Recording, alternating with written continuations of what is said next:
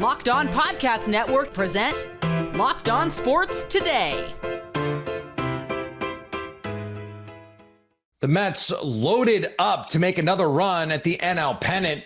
Also, the Commanders can't seem to agree to a deal with Terry McLaurin, so now their star receiver wants out.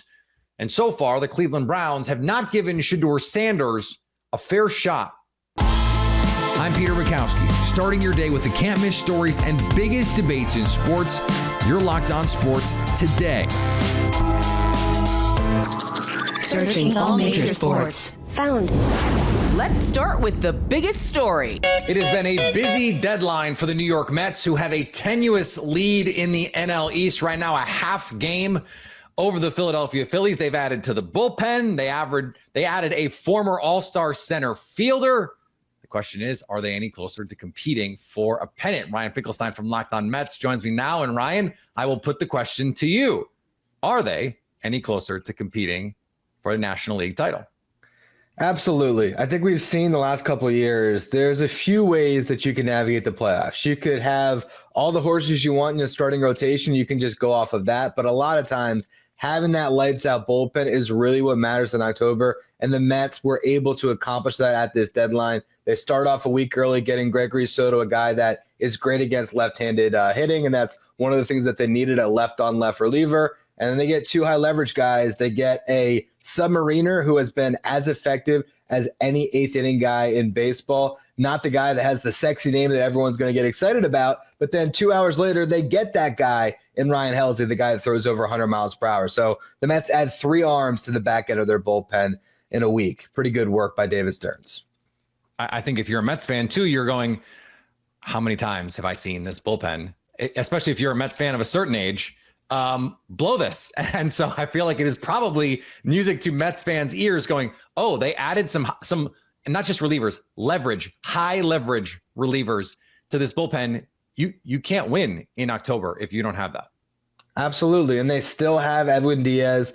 They have Brooks Raley, who came off the injured list, was really good. And Reed Garrett was their eighth inning guy all season. And now he's going to be pitching in the fifth inning. I mean, they are absolutely loaded. They have the bullpen they need to shorten games. Some questions remain in the starting rotation, but they have some top pitching prospects that might rely on to fill that void. Not a lot of starters moved at this deadline anyway across the market. Well, and that's the interesting piece of this. We haven't gotten to Cerdic Mullins, who the Mets traded with the O's to grab a 2021 All-Star. Is not only were they able to acquire some players who, according to you at the very least, have materially impacted their chances this season, they didn't have to give up any of their premium players to do it. That is really good business. Like, that's the goal of all of this, is to try and get players who can really help you by giving up whatever. To pull off the trade for Cerdic Mullins, they traded two guys that were undrafted free agents and a guy they signed internationally for $10,000 a couple of years ago. That is what this farm system has turned into, a pitching factory. And we knew going in, the Mets had the pitching to make all of these moves. There was 5 prospects you didn't want to trade. Jet Williams and Carson Bench, consensus top 100 guys, they're position players, and 3 guys that are on a lot of top 100 lists on the pitching side, Brandon Sproat, Noel McLean, and Jonah Tong. They kept all of them, and they checked off pretty much all the boxes they wanted to at this deadline. Okay, so if you're projecting forward here, post-trade deadline, the moves are done, this is the team. Are you looking at call-ups? Are you looking at some development here? Like, what is going to have to be what happens next to push this team forward? Where can they get a little bit better? Because to date, they've been a good team. They have not been the team that I think Mets fans were hoping to see by the end of this season anyway. So I think one of the big things, obviously the bullpen it speaks for itself. They've gotten a lot better there. Their rotation, they're counting on health. They just got Kodai Senga and Sean Manaea off the injured list. Frankie Montas came a little bit before them. So getting those guys into more full season form, that's going to go a long way for this rotation. I mentioned the pitching prospects, Noel McLean and Brandon Sproat. They can help in that rotation. And when it comes to the bottom of that lineup, Cerdic Mullins probably going to start every day in center field. That moves Jeff McNeil into the infield, which helps a lot. And they're going to hope that Mark Vientos, who has been swinging a better bat, can rediscover who he was last season, where he was arguably the Mets' best bat in October. Well, and if you look at the rest of the National League, you're going, okay, the team at the top right now anyway is the Milwaukee Brewers. If we're the New York Mets, we're going, we just beat that team. We know we can beat that team. I know it's not the exact same team, but you have to have some good vibes, knowing that if you're trying to aim at somebody, it's probably the Dodgers still, like, let's be honest, but the team with the best record right now is the Brewers. Yeah, you have the Brewers, the Cubs, the Dodgers. I mean, those are the teams that you know are going to be there in October, and you think the Phillies and the Mets are going to be there. So, yeah, it's a crowded field of really good teams, but there is not a team that has really gotten so far out in front that you think, oh, you can't beat them. And by getting the relievers the Mets did, I think they look at their team and they think, hey, if we get a lead in October, we're going to be able to hold it so we can beat anybody when the games matter the most. And they did it last year. They went on a pretty deep run with what I think is on paper probably kind of a much worse team than what they've put together now. You can stay up to date all year on the New York Mets by subscribing to Locked On Sports Today and Locked On Mets on YouTube or your favorite podcast app. Your Locked On Sports Today. Coming up, Terry McLaurin has requested a trade out of Washington. Before we get to that, actual real football, was played yesterday. Game Time makes getting concert tickets faster and easier than ever. Prices actually drop the closer it gets to showtime, and you can save up to 60% with their killer last-minute deals. With Game Time, the price you see is the price you pay, no hidden fees. Plus, take the guesswork out of buying tickets with views from the seat, a panoramic view. Download the Game Time app, create an account, and use code LOCKEDONNFL for $20 off your first purchase. Terms apply. Again, create an account and redeem code LOCKEDONNFL for $20 off. Download the Game Time app today. Last minute tickets, the lowest price guaranteed. The Chargers and Lions duked it out in the Hall of Fame game with LA claiming victory. Football season is just around the corner, baby. Absolutely, man. And I think the great thing about it is just, especially when you get those kind of points put up, especially when the game went the way that it did. There's so many players to shout out. So many players stood out in this game, but maybe none more than a guy named Keandre Lambert-Smith, or KLS as we affectionately know him by. He was the guy who stole the show. He was the star of the first preseason game in the Hall of Fame game, surrounded by Hall of Famers. It was him that really stood out, and it's funny to think that, someone could stand out with, a box score that looks pretty modest if you kind of didn't see the way that it happened. But again, it's kind of like what KLS has done in training camp so far, where it's like, it's not just the number of catches, it's how he's making these plays. And that was the most impressive part of the first game for the Chargers, especially knowing they need weapons. They need some of these young guys to step up. So for him to go out there, 2 catches for 43 yards, gets the touchdown. That was so awesome to see. Over on the diamond, the Yankees finished off the Rays. Yankees acquire Jose Cavayo late in the game against the Rays, the team he was playing in one of the weirder Major League Baseball scenarios you'll ever see. Mid-game, gets taken out by the Rays, says goodbye to his teammates, crosses clubhouses, goes over to the Yankees where he'll be their new backup shortstop. This is a key move for multiple reasons. They get a base stealer, a good base runner, something they've struggled in all year, and they'll be able to use him in the postseason. Plus, might light a little bit of a fire under Anthony Volpe's butt a little bit when there was no one to replace him at shortstop throughout the entire year. We'll be discussing all of it on Locked On Yankees moving forward as we break down the trade deadline this year. And Carlos Correa is coming back to the Astros. This is Eric Heisman with the Locked On Astros podcast, and we have some details about the Carlos Correa deal. It is a 1-for-1 with a minor prospect, as we talked about on the Locked On Astros podcast, and the Twins also send $33 million along with Carlos Correa. That means of the $103.42 million that is owed to Carlos Correa over the next 3.5 seasons, the Astros only have to pay $70.42 million of that contract. So that is a big deal. So the Astros did not get the $50 million that they are asking from the Twins, but they got 33, and they only had to give up Matt McCluskey, which is a high A starting pitcher, not in the top 30. So it's something that we kind of addressed on the Locked On Astros podcast. Go and make this your first listen every day. It started as your everyday run-of-the-mill veteran Holden. It has now gone to full-blown trade request for Mr. Terry McLaurin. The Washington Commanders and the star receiver unable to come to an agreement to this point on a contract. David Harrison from Locked On Commanders joins me now. And David, the reporting has been that Terry wants something akin to the DK Metcalf deal, north of $30 million. The problem for him is Cortland Sutton, who is the same age, just signed for $23 million. Now I think Scary Terry gets to say, hey, I'm better than that guy. But this is the reality of a 30-year-old receiver going into that part of your career.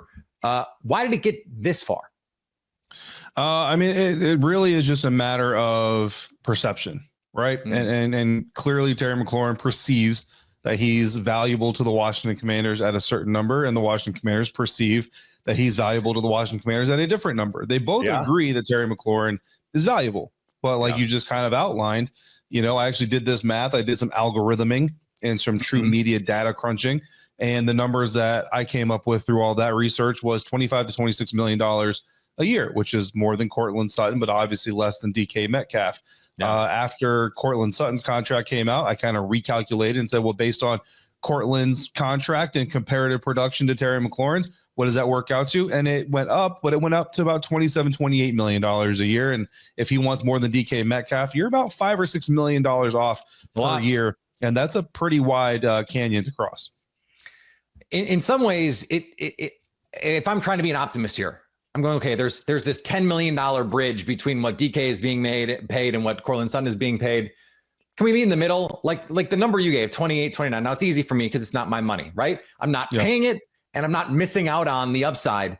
But it seems like if we're going to try and project the most likely outcome here, we get close to 30 million and Terry McLaurin feels like he won something in all of this. Like, is that where this ultimately is landing, you think?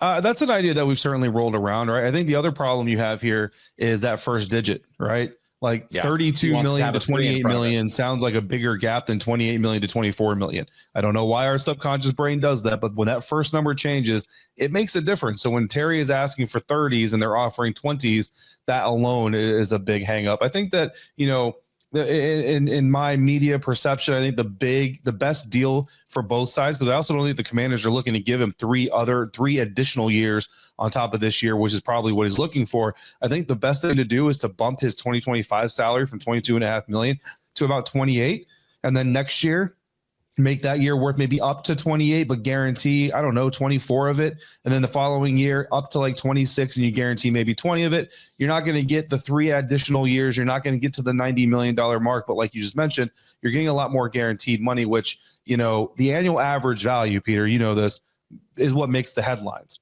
The guarantees is what secures usually a fake number anyway.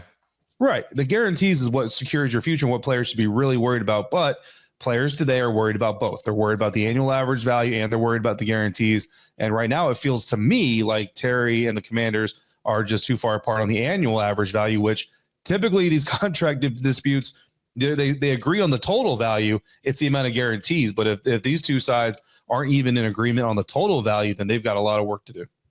Yeah. What's funny about this to me is usually these contracts are the AAV is actually the least important number when it comes down to it, because most players don't play the full 4 or whatever the number is, because NFL teams like to put balloon years at the back that goose the AAV. So the players aren't actually getting all of that money. I would think Terry McLaurin, who's going to be 30 in October, knows that. So I would think that would give them some room here to say, hey, look, you know how this works. Maybe we do a shorter deal. Let's do a 3-year deal, bump your money this year and go from there. And maybe that's the trade-off.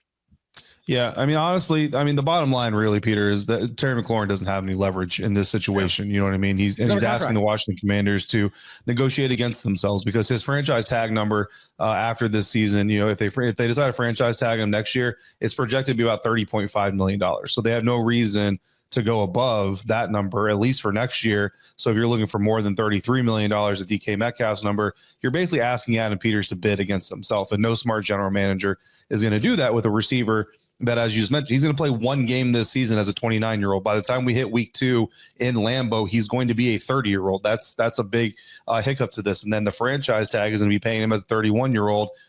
You're not going to get that kind of money as a 31-year-old heading into 32 and all this stuff. So, and at the end of the day, the trade request, got it. It's going to get a lot of reaction as we're doing right now. But the truth of the matter is, if Terry McLaurin goes the route of Le'Veon Bell and decides to sit out this entire year, so be it. You're going to be darn near 31 years old next offseason looking for a new team and a new contract.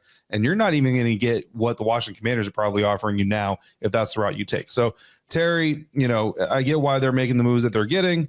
Historically, it's been done before, but there's no leverage here on Terry McLaurin's side. Unfortunately for him, the leverage is all on the Washington Commanders side. And honestly, Peter, my comment section is more and more every time we have an update on this story, more and more of it is just trade him and get rid of him. He's starting to lose fans as well, which is a big deal. Stay up to date all year on the Washington Commanders by subscribing to Locked On Sports Today and Locked On Commanders on your favorite podcast app and on YouTube. Coming up, Shedeur Sanders isn't getting a fair shake with the Browns. We've talked plenty about the Cleveland Browns quarterback room this offseason. In fact, we just did it earlier this week. It's like a car wreck. You can't look away. But one QB in particular isn't being treated fairly. At least that's according to Tyler Rowland, our Locked On NFL host. He explains why Cleveland isn't treating fifth-round pick Shedeur Sanders right. So everything from the owner's public sentiment down to the way they treated him early in the process, like I just feel like Shedeur Sanders is Harry Potter being trapped under the stairs right now, and the Browns need to do better and give him a fair shot. He's not even being treated like a developmental third quarterback right now. He's being treated like a camp arm. I will say, yes, in the beginning of the process, 100% he was treated like that. But I do think after his whole, draft process of trying to get ready and interviewing with teams, that was a disaster, right? And he came off very cocky. So, and then the speeding tickets. Yeah, maybe they're trying to teach him a lesson, make him humble, right? But in practice this week, since they got their pads on, he has been the second. He has been playing with the second team. So only behind Joe Flacco. A big part of that is because Kenny Pickett is injured, which apparently he was leading first team. Like, I don't know what the Browns are doing. Kenny Pickett's the only guy that has zero shot of doing anything for you this year. So it's just funny. Like Joe Flacco, you already saw him bring the Browns to the playoffs at the end of 2 years ago. So maybe he can have that magic again. And then you have two young guys that you don't know what they can be. I think Sanders is a clear choice to give an opportunity this year. He's been shining whenever he does get a shot in practice, but he does have to be humbled. What do the Cleveland Browns owe Shedeur Sanders? The players know. If Shedeur Sanders is the best quarterback in camp and the preseason and in the locker room and in the meeting rooms, he will be the quarterback. Football is one of the few true meritocracies. As far as that goes, right? Like draft picks get priority. Free agents tend to get priority. But the players know. And eventually, the best players are playing because it's just obvious when that's not happening, and that's just not going to fly in the locker room, and careers are too short. The pressure is too great for coaches to not be playing their best players. So when that doesn't happen, it's because either the coaches are bad at identifying the talent or there's just not a good player there. So if Shedeur Sanders is the best quarterback, he will play. I don't know if we have any evidence to suggest he's been the best quarterback in Browns camp so far. And so any other conversation is about pre-draft evals or something else. But the best guy is going to play. Doesn't matter if you're a fifth-round pick or a first-round pick. So if Shedeur Sanders is the best guy, I bet he plays. And finally, the NFL season opened on a somber note at the Hall of Fame game in Canton as players, fans, and league officials paused to honor the victims of a tragic shooting that shook NFL headquarters in New York earlier this week. 4 lives were lost, and one league employee remains hospitalized after a gunman claiming to suffer from CTE and seeking revenge opened fire in the building. NFL Commissioner Roger Goodell called it devastating, attending a fallen officer's funeral before the game and pledging greater workplace vigilance. The league, launching its most celebrated weekend of the year, reminds us just how fragile life can be. Lions-Chargers was just an appetizer. The NFL's preseason is getting ready to kick off. So at least until tomorrow, stay locked on sports today. Locked On Podcast Network presents Locked On Sports Today.